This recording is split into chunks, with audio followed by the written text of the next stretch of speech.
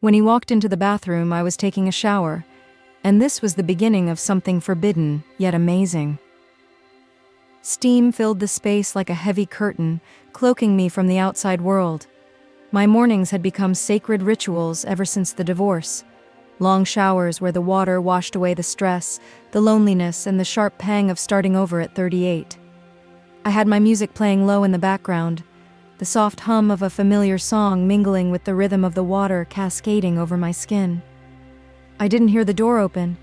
I didn't hear the hesitant footsteps padding across the tiled floor. It wasn't until the muffled gasp, barely audible over the spray, cut through the haze that I knew I wasn't alone. I froze, my hands halfway through rinsing the shampoo from my hair. The frosted glass door of the shower blurred everything beyond into indistinct shadows, but I recognized his outline immediately. My son, Ethan. "Mom?" His voice cracked, a mixture of surprise and disbelief, as though his mind couldn't process what his eyes had just taken in. 1,000 thoughts collided in my mind in that instant. Why didn't I lock the door?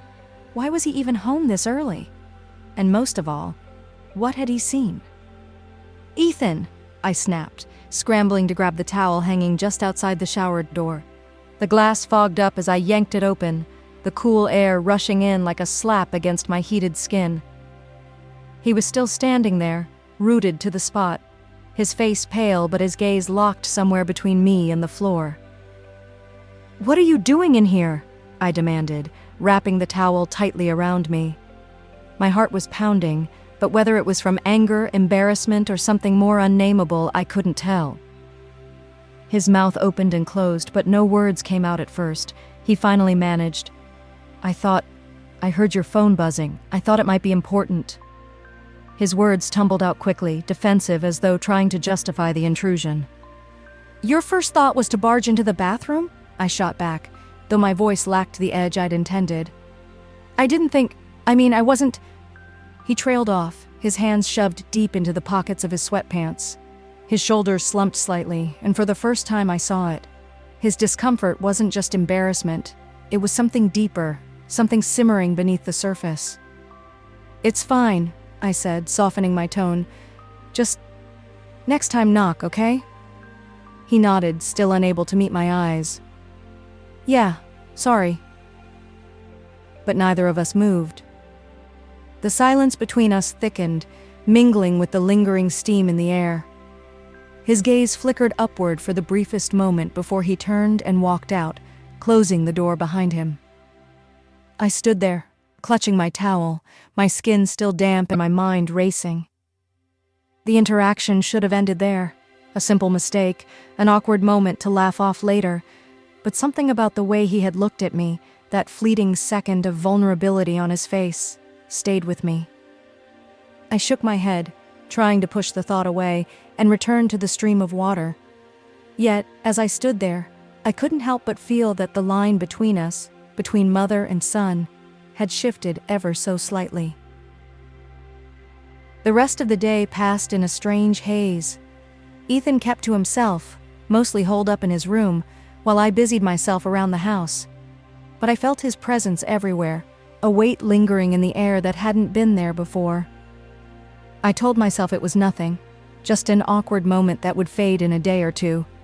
After all, these things happened. We were both adults, and this wasn't some scandalous scene, it was an innocent mistake. And yet, every time I replayed the encounter in my mind, I couldn't shake the feeling that it wasn't just awkward. It wasn't just innocent. There had been something in his eyes, something hesitant, curious, and even tentative, that stayed with me far longer than it should have. That evening I found myself lingering outside his bedroom door, dinner tray in hand. He usually ate at the table with me, but tonight he hadn't come down. I knocked softly. "Ethan, you okay?" A pause. Then his voice came, muffled but clear enough. "Yeah, just not hungry." I opened the door anyway. He was sitting on the edge of his bed, his laptop open in front of him, but clearly forgotten. His shoulders were hunched, and when he looked up, his expression was different. I couldn't quite place it, but it wasn't the usual mix of indifference or irritation I'd come to expect from a 20-year-old. "I brought you some food," I said, setting the tray on his desk. "Thanks," he muttered, his eyes darting back to his screen. But his attention wasn't on it. It was on me, or at least the space between us. "Ethan, are we going to talk about this morning?" I asked gently, folding my arms and leaning against the doorframe. He froze, his fingers hovering over the keyboard. "What's there to talk about?" I sighed. "I don't want things to be weird between us. It was an accident, and I don't want you to feel uncomfortable in your own house." "I'm not uncomfortable," he said quickly, a little too quickly. It was weird. Yeah, but I'm fine, really." I studied him for a moment, noting the way his jaw tightened, the way his fingers tapped nervously against his thigh. He wasn't fine, not entirely. "Look, I know things have been tough lately," I said, stepping closer. "With the divorce, with me trying to figure out my life again, and now this. But you can talk to me about anything." His gaze flickered up to meet mine, and for a moment the tension in the room shifted. He looked at me, not as his mother, not as the woman who had raised him, but as someone else. Someone separate from the roles we'd always played. "I know," he said finally, his voice softer now. "It's just, I don't know. Everything's changing. You're different." That caught me off guard. "Different? How?" He hesitated, his lips parting as though he was searching for the right words. "I don't know. You just seem happier. Lately, more alive, I guess." I blinked, my heart skipping a beat. He wasn't wrong. Despite the challenges, despite the loneliness, I had felt a strange sort of renewal lately, a rediscovery of myself as a woman, not just a mother. "I guess I've been trying to focus on myself more," I admitted, offering a small smile. "Trying to find out who I am again." He nodded, but the way he looked at me, it was like he was seeing me for the first time, and the way that made me feel, it was wrong. It was confusing. But it was also undeniably electric. "Good night, Ethan," I said finally, backing toward the door. "Good night," he murmured, his eyes lingering on me as I left the room. The days that followed were a dance of stolen glances and unspoken words. At breakfast, I'd catch him watching me out of the corner of his eye, his gaze lingering on the curve of my neck as I poured coffee. When I walked past his room, I'd feel his presence even through the closed door. I tried to push it away, to brush it off as nothing, but the truth was, I felt it too. A spark, a tension, a pull that I couldn't explain. One evening, after a particularly long day, I was in the living room sipping a glass of wine and watching the glow of the fireplace. Ethan came down, his hair tousled and his expression unreadable. "You look nice tonight," he said, his voice quieter than usual. I glanced at him, startled by the comment. I was wearing nothing special, just a loose sweater and leggings, but the way he said it made me feel like I was wearing something far more daring.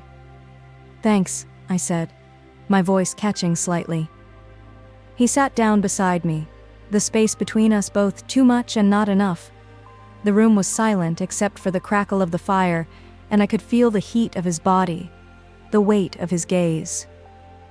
"Ethan," I began, unsure where I was going with it. But when I turned to look at him, the words caught in my throat. He was looking at me with an intensity that made my breath hitch. It wasn't just curiosity. It wasn't just admiration.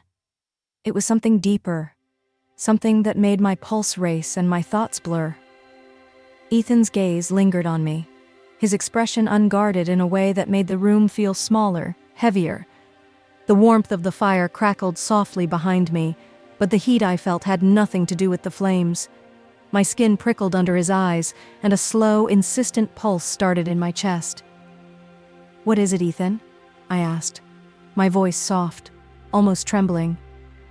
He hesitated, his lips parting as though he wanted to say something, but the words never came. Instead, he shifted closer, the cushions of the couch sinking slightly beneath his weight. The distance between us was shrinking, but neither of us made a move to stop it. "It's nothing," he finally murmured, but the look in his eyes betrayed him. It wasn't nothing. I should have said something, anything to cut through the tension, but I didn't. I couldn't. I was acutely aware of everything. The faint scent of his cologne lingering on his clothes, the way his chest rose and fell with each shallow breath, the heat radiating from his body like an unspoken invitation. "You've been acting different," he said, his voice lower now, almost a whisper. "How so?" I managed, though my throat felt tight. He hesitated again, his eyes searching mine. "You just seem more confident, more beautiful." The word hung in the air between us, and I couldn't stop the way my heart leapt in response. It was wrong. I knew that. But hearing it, seeing the sincerity in his expression, stirred something deep inside me. "Ethan," I began, but my voice faltered. "I mean it," he said quickly, his words tumbling out like a confession. "I've always thought you were beautiful, but lately, it's different. You're different." I felt my cheeks flush, the heat creeping down my neck and into my chest. "That's sweet of you to say, but I'm still your mom." "Are you?" His question caught me off guard, and I blinked at him, unsure of what he meant. "You're more than that, Mom. You're incredible. And sometimes I forget that you're not just—" He trailed off, his frustration with his own words evident. I looked at him, truly looked at him, and for the first time, I saw not the boy I had raised, but the man he had become. His jawline was sharper now, his shoulders broader, his features no longer softened by youth. It was a startling realization, and one that left me breathless. "Ethan, we shouldn't—" "I know," he interrupted, his voice thick with emotion. "I know we shouldn't, but I can't stop thinking about you." The weight of his words settled heavily between us, and I felt the air shift, charged with an intensity that was impossible to ignore. My pulse thundered in my ears, and I could feel my resolve slipping, fraying at the edges like a rope stretched too tight. Before I could stop myself, my hand reached out, brushing against his. The contact was electric, a spark that seemed to ignite something between us. He didn't pull away. Instead, his fingers curled around mine, his touch firm yet hesitant, as though he was afraid I might retreat. I should have pulled my hand back, stood up and walked away, but I didn't. His thumb traced small circles against my skin, and the simple gesture sent a shiver up my spine. "Ethan, tell me to stop," he said softly, his voice trembling but resolute. "If you want me to stop, just say the word." I opened my mouth, but the word wouldn't come. Instead, I felt myself leaning in, drawn to him by a force I couldn't name, couldn't fight. The distance between us disappeared in an instant. His lips brushed against mine, tentative at first, as though he was waiting for me to pull away. But when I didn't, when I melted into the kiss instead of resisting, he deepened it, his hand coming up to cut my face. The kiss was slow, tender, yet filled with an intensity that made my head spin. His lips were soft, warm, and the taste of him, faintly minty, with a hint of the coffee he'd had earlier, was intoxicating. My hands found their way to his shoulders, gripping him as though I needed something to anchor me.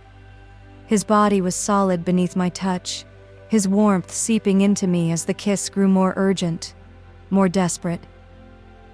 "Ethan," I whispered against his lips, but it wasn't a protest. It was a plea. He pulled back just enough to look at me, his eyes dark with emotion. "I don't want this to be a mistake," he said, his voice rough with longing. "It already is," I replied, my breath hitching, "but I don't care." And I didn't. In that moment, nothing else mattered. No rules, no boundaries, no consequences. It was just us, caught in a moment that felt both forbidden and inevitable. He kissed me again, this time with more urgency, his hands tangling in my hair as he pulled me closer.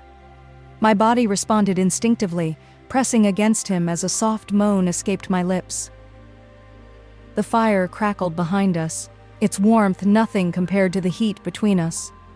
Time seemed to blur, and the world outside faded away until there was only this, only him. His hands roamed slowly, reverently, as though he was discovering me for the first time. Every touch sent a jolt through me, awakening parts of myself I hadn't felt in years. I couldn't think, couldn't breathe. All I could do was feel. His lips left mine and trailed down my jawline, feather-light yet searing. When his mouth found the sensitive spot just below my ear, a shiver ran down my spine, and I tilted my head back, giving him unspoken permission to continue. Ethan. His name slipped from my lips like a whisper, my voice trembling with both anticipation and disbelief. He pulled back just enough to meet my gaze, his hands resting on either side of my face. His eyes searched mine, dark and filled with a mix of longing and uncertainty. "Do you want me to stop?" I should have said yes. I should have pushed him away, told him this was wrong, that it could never happen again. But instead I found myself shaking my head, my heart pounding so loudly I was sure he could hear it. "No," I whispered, the word escaping before I could stop it. The moment I said it, something shifted between us. The hesitation melted away, replaced by an unspoken understanding that we had crossed a line we could never uncross, and yet neither of us cared. He kissed me again, deeper this time, his hands sliding down to my waist and pulling me closer. My body fit against his as though we had been made for this moment, and the heat between us was undeniable, inescapable. The soft fabric of my sweater bunched beneath his fingers as he gripped me, his touch firm yet gentle. I felt his breath against my neck, warm and unsteady as he whispered, "You're so beautiful." The words made my chest tighten, and I let out a shaky breath, overwhelmed by the intensity of the moment. His hand slipped under the hem of my sweater, his fingertips grazing my skin, leaving a trail of heat in their wake. I gasped softly, my fingers tangling in his hair as I pulled him closer. His touch was both tentative and assured, as though he was savoring every second, every inch of me. "Ethan, we shouldn't," I murmured, but my voice lacked conviction. He paused, his hands stilling against my skin. "Do you want me to stop?" he asked again, his voice low and thick with emotion. I looked at him, my heart aching with the weight of my own conflicting feelings. There was no turning back now, no undoing what had already happened. And in that moment, I didn't want to. "No," I said again, my voice steady this time. His lips curved into a soft, almost relieved smile, and he kissed me once more, his hands sliding further up my sides, exploring the curve of my waist. The sensation was overwhelming, every nerve ending in my body coming alive under his touch. I felt myself being lowered gently onto the couch, the world tilting as I sank into the cushions. His body hovered over mine, his weight pressing down just enough to make me feel anchored, safe. The firelight cast flickering shadows across his face, illuminating the sharp angles of his jaw and the intense determination in his eyes. He looked at me as though I was the only thing that mattered, and in that moment, I believed it. His hands found their way to the hem of my leggings, his fingers pausing as though seeking my permission. I nodded, my breath catching as he slowly peeled them away, his touch deliberate and careful, as though he was unwrapping a precious gift. The cool air against my skin was a stark contrast to the heat radiating from him, and I couldn't help the soft sigh that escaped my lips as his hands traced the length of my thighs. "Are you okay?" he asked softly, his voice barely above a whisper. I nodded, reaching up to cup his face. "Yes," I said, my voice trembling. "I'm more than okay." His lips captured mine again, and the rest of the world faded away. There was only us, tangled together in a moment that felt both forbidden and inevitable, like we had been moving toward this from the very beginning. As the night deepened and the fire crackled softly in the background, we surrendered to the pull between us, letting it consume us completely. The warmth of his skin was intoxicating, and as the night stretched on, time seemed to dissolve around us. His touch grew bolder, each movement of his hands igniting a fire that refused to be tamed. My senses were on high alert, every nerve alive with anticipation. Ethan's lips trailed down my neck, leaving a path of heat that made me shiver. I closed my eyes, my fingers gripping the fabric of his shirt as though it were the only thing keeping me grounded. The scent of him, clean, faintly woodsy, filled the space between us, mingling with the lingering smoke from the fire. "You're amazing," he murmured, his voice rough and filled with awe. The way he said it, as though he truly meant it, made my chest tighten. I couldn't remember the last time anyone had looked at me the way he did, like I was the most important thing in the world. I let out a shaky breath as his hands explored me, his touch reverent yet filled with a quiet confidence that sent waves of pleasure coursing through me. My body arched instinctively beneath his, responding to him in ways I couldn't control. The firelight danced across his face, highlighting the intensity in his eyes as he looked down at me. His gaze wasn't just hungry, it was filled with something deeper, something that made my heart ache in a way I couldn't explain. "You're sure?" he asked again, his voice barely above a whisper. I nodded, my hand reaching up to brush against his cheek. "Yes," I said softly, my voice steady despite the whirlwind of emotion swirling inside me. With that, the last of our restraint melted away. Our movements became more urgent, more desperate, as though we were trying to make up for all the time we had spent holding back. His kisses were searing, his touch relentless, and I gave myself over to him completely, losing myself in the storm we had unleashed. The hours passed in a blur of tangled limbs and whispered confessions, the world outside forgotten as we explored the depths of each other. It was only when the fire had died down to embers and the first hints of dawn began to seep through the curtains that we finally slowed, our breaths mingling in the quiet aftermath. Ethan lay beside me on the couch, his arm draped protectively over my waist. His chest rose and fell steadily, and I could feel the warmth of his breath against my shoulder. The room was silent except for the faint creak of the house settling and the distant chirping of birds outside. For a long time, neither of us spoke. We didn't need to. The weight of what had happened hung between us, but it wasn't oppressive.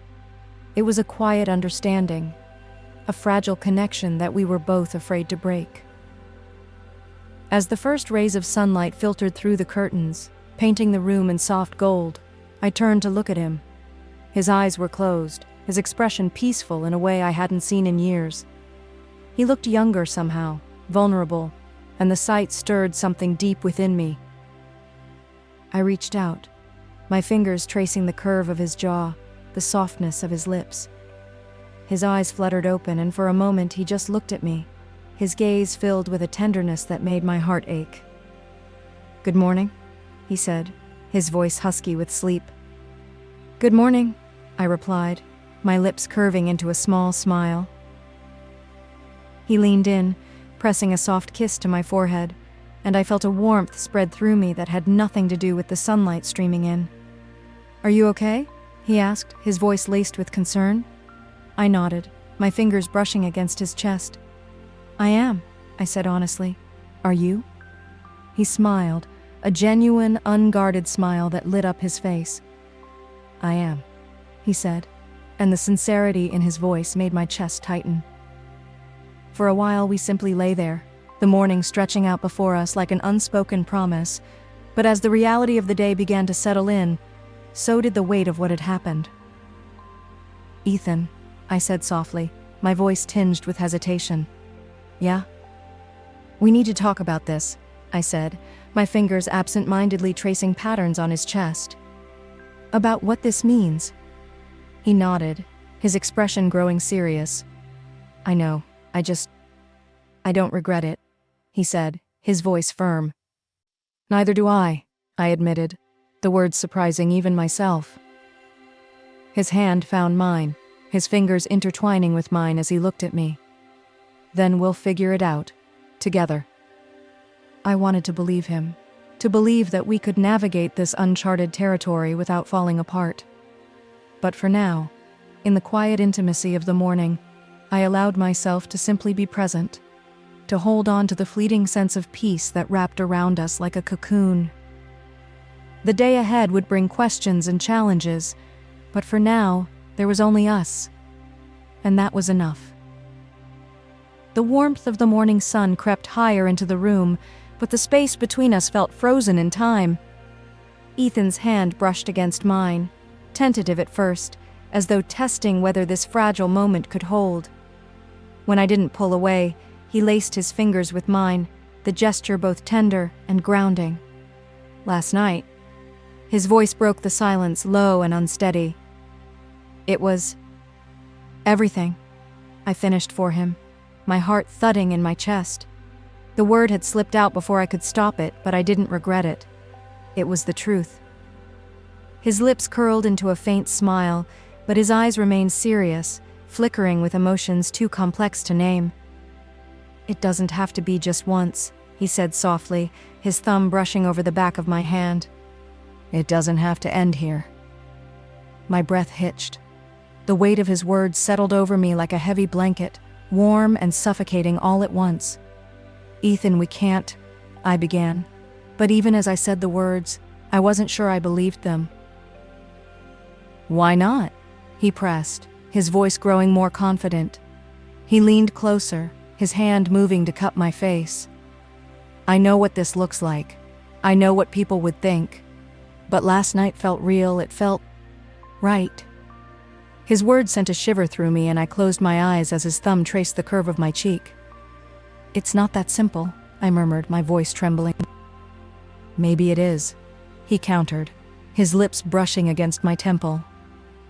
The intimacy of the gesture made my resolve falter, and I turned my head just enough for our eyes to meet. "Ethan, tell me you didn't feel it," he said, his voice soft but insistent. "Tell me you didn't want it as much as I did." I opened my mouth to argue, to push him away, but the words wouldn't come. Because he was right. I had felt it. Every touch, every kiss, every whispered word had awakened something inside me that I hadn't known was still there. He leaned in, his lips capturing mine in a kiss that was slow and deliberate, as though he was giving me time to change my mind. But I didn't. I couldn't. My body betrayed me, responding to him with a hunger that matched his own. The kiss deepened, and suddenly, everything else faded away. There was no sunlight streaming through the curtains, no weight of the world pressing down on us. There was only him, his warmth, his touch, the way his hands slid down to my waist, pulling me closer as though he couldn't bear the distance between us. "Ethan, wait," I gasped, breaking the kiss.